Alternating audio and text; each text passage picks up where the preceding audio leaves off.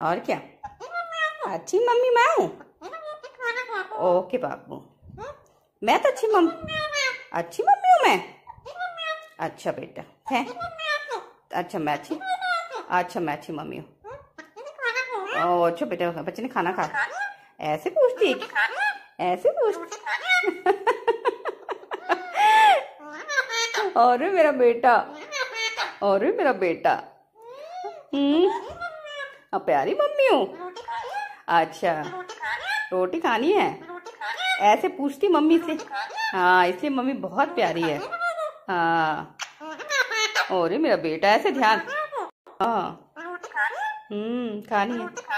हाँ, अच्छा बच्चे कैसे कहते हैं मम्मी को कि मम्मी भूख लगी है? कैसे कहते हैं? भूख लगी है, भूख लगी है, भूख लगी है। खाना खाएगा मेरा बच्चा? खाना खाएगा मेरा बच्चा?